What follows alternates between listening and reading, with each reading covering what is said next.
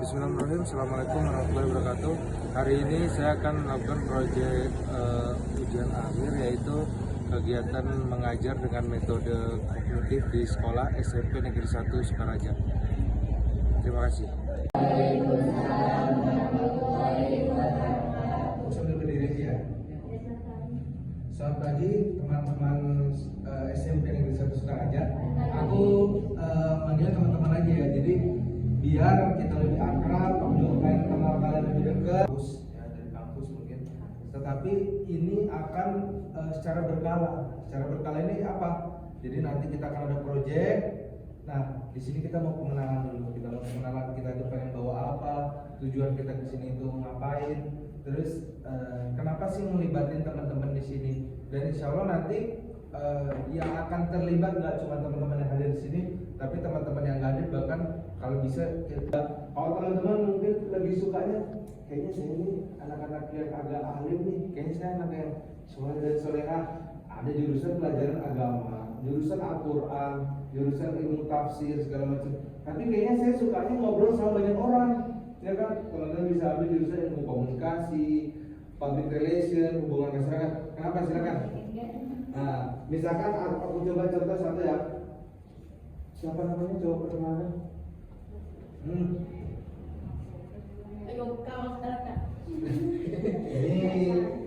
Ini gestar kita. Siapa namanya? Febri. Dipanggilnya? Febri. Febri paling seneng ngapain atau sukanya apa? Ngegambar. Ngegambar.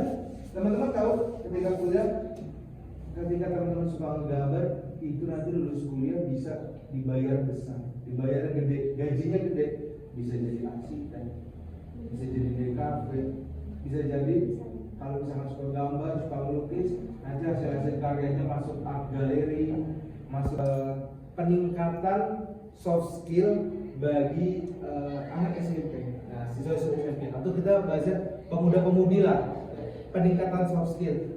Kenapa sih teman-teman itu harus punya soft skill? Itu yang pertama pengen aku sampaikan, aku pengen sharing ke teman-teman. Terus kenapa kok kita aja pengen ningkatin soft skill tadi? Ya kan? Nah, jadi teman-teman, soft skill itu penting untuk personal masing-masing harus punya. Kenapa? Karena ketika nanti teman-teman itu keluar atau mungkin teman-teman di dalam sekolah, pasti teman-teman akan ada saatnya teman-teman itu work team. Ketika teman-teman work team, kualitas teman-teman gak akan semuanya sama. Nah, aku boleh sedikit kita bermain ya, biar agak canggih. Canggihnya apa? Teman-teman misalkan memikirkan sesuatu aja, terus teman-teman lihat TikTok, terus teman-teman kepengen apa? Nanti itu HP ini akan memprogramkan apa yang teman-teman kira-kira pengen. Dan teman-teman pengen beli tas, nanti tiba-tiba ada iklan bikin tas. Kok bisa? Benar nggak sih Kak Alfa? Masa iya sih bisa sampai kayak gitu? Nah, sekarang coba aja cek handphone. Kok bisa ada Face ID? Nah, Face ID itu ngambilnya dari mana? Muka, dari retina mata. Kok bisa mereka nangkep layar kita? Nah, jadi apa-apa yang kita pengen itu udah ini.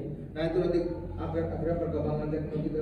Nah, sebelum jauh sampai ke sana, yang pengen aku bahas adalah peningkatan soft skill tadi. Boleh duduk semuanya. Nah, peningkatan soft skill-nya apa sih? Nah, teman-teman ini nanti beda-beda nih. Teman-teman beda-beda peningkatan soft skill apa. Terus nanti teman-teman di sini, mungkin teman-teman yang duduk di sini sebagai kita ini pengen survei. Kita pengen survei, mungkin nanti ada wawancara. Nanti dibagi-bagi kelompok, akan ada wawancara sama saya, sama Kak Aida, sama di belakang itu ada Kak Eni dan Kak Jamila. Nah, nanti teman-teman akan di-interview, akan dibuat kelompok. Kita pengen tahu lebih dalam teman-teman ini senangnya apa? Yang pertama. Yang kedua, ketika udah tahu nih kita senangnya apa, dan Allah teman-teman gagal, itu akan teman-teman merasakan apa? Kecewa, sakit hati, gak enak. Karena udah yakin nih kalau juara, tetapi diubah. Ketika ada kompetisi, ketika ada lomba, ketika ada kejuaraan, teman-teman coba niatkan itu buat apa yang belajar sama yang juara nanti. Kan nggak tahu nih, yang juara nanti siapa? Pokoknya lihat aja. Pokoknya siapa yang nanti juara, apa yang belajar sama dia. Kalau tiba-tiba kita yang juara, itu bonus. Nah, kenapa kok Kak Alfa bilang pengen belajar sama yang juara nanti. Biar kita tahu ketika dia juara harus nyiapinnya apa. Sedikit contoh cerita, dulu waktu aku lomba di SMA, waktu itu lombanya itu tentang bisnis plan. Aku nyiapin bisnis aku itu tentang rumah sakit. Aku ubah tuh dari ide aku mau bikin namanya bukan rumah sakit, tapi apa? Rumah sehat. Kok bisa? Aku bilang gitu. Aku akan jelaskan di situ bahwa kalau dalam agama saya Pak Bu, kejuri ya. Kalau dalam agama saya Pak Bu, di Islam itu al-kalam disebut doa. Omongan itu setengah dari doa. Jadi apa yang kita sebut itu akan doa. Bahkan Allah itu menyebutkan kalau Allah itu sesuai prasangka hambanya. Kita mikirin apa, insya Allah nanti Allah kasih itu. Terus kenapa aku bilang rumah sehat? Karena orang yang ke rumah sakit biasanya orang-orang yang apa? Sakit. Orang yang sakit. Kalau dia masuk rumah sakit, tulisannya rumah sakit, kesempatan untuk sembuh itu masih 50-50. Bisa jadi sembuh karena dokter, bisa jadi sembuh karena obat, bisa juga malah nggak sembuh tambah sakit, ya kan? Karena kalau misalkan sudah pasti sembuh, nggak akan ada yang dirawat di rumah sakit. Buktinya ada orang masuk rumah sakit, ada yang dirawat dulu berapa hari, ada yang masih ngecek dulu berapa hari. Nah, karena namanya rumah sakit. Nah, kenapa aku sampaikan rumah sehat? Biar ketika masuk, insya Allah sehat. Ketika keluar dari rumah sakit itu, insya Allah sehat. Makanya aku ganti dari rumah sehat. Udah aku pikirin idenya, Pak, kayaknya ini idenya yang berbeda nih. Orang lain belum ada bikin kayak gini.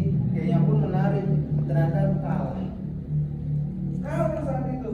Kalahnya sama waktu itu yang bikin bisnis, dia perempuan, dia bisnis sama sabun. Duh, so bisa. Aku kayaknya lebih keren bisnisnya. Rumah sakit jadi rumah sehat. Ya kan, bikin rumah sakit kayaknya bagus. Kok kalah sama yang bikin sabun? Yang bikin sabun juara satu. Nah, waktu itu aku kecewa segala macam. Tapi saat itu aku belajar, aku cari tahu kok bisa dia juara satu. Aku cari tahu, aku nonton pas dia nanti kita membagi 3 kelompok. Kelompok 1 sama aku, kelompok 2 sama Aida, kelompok 3 nanti berdua sama Kak Jamilah dan Kak Eni. Boleh dari sini aku minta cuma berhitung 1, 2, 3, 1, 2, 3 gitu ya. 1, 2, 3, 1, 2, 3 ya. Oke? Boleh yang kenceng biar tahu nanti pembagian kelompoknya. 1, 2, 3, 1, 2,